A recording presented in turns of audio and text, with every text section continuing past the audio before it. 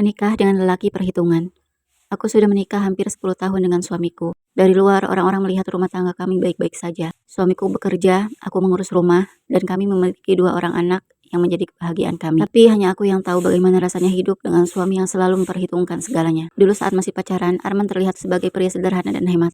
Aku mengira itu adalah sifat baik. Aku berpikir dia bukan pelit, dia hanya pandai mengatur keuangan. Aku pun bangga memiliki suami yang tidak boros. Namun setelah menikah, aku baru menyadari bahwa hemat dan pelit adalah 2 hal yang berbeda. Setiap kali aku meminta uang untuk kebutuhan rumah, selalu ada pertanyaan panjang. Buat apa? Kenapa harus dibeli?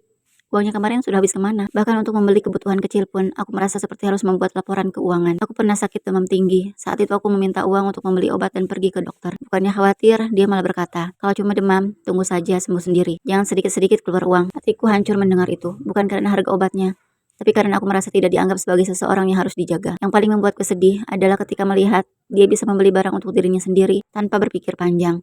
Sepatu baru, alat kesukaan, atau barang yang dia inginkan bisa dibeli kapan saja. Tapi ketika aku meminta sesuatu untuk diriku, bahkan sekadar pakaian baru setelah bertahun-tahun, selalu dianggap tidak penting. Masih ada baju yang lama, kenapa harus beli lagi, katanya. Aku hanya diam. Aku bukan ingin hidup mewah, aku hanya ingin sesekali merasa dihargai sebagai seorang istri. Aku juga pernah menangis diam-diam ketika anak kami meminta sesuatu yang sederhana. Bukan mainan mahal, hanya makanan yang sedang dia inginkan. Tapi suamiku berkata, anak jangan dibiasakan minta ini itu. Aku mengerti mengajarkan anak untuk tidak boros itu penting.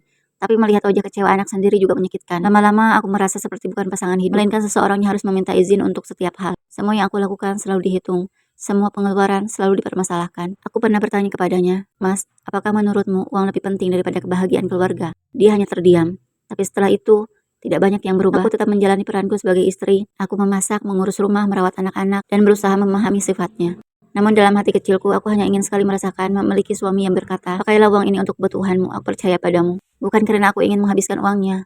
Aku hanya ingin merasakan bahwa aku adalah orang yang dia cintai, bukan seseorang yang selalu dianggap sebagai pengeluaran. Kini aku belajar bahwa dalam rumah tangga bukan hanya soal berapa banyak uang yang dimiliki, tapi bagaimana seseorang membuat pasangannya merasa aman, dihargai, dan dicintai. Karena terkadang yang paling menyakitkan bukan hidup sederhana, melainkan hidup bersama seseorang yang membuat kita merasa sendirian.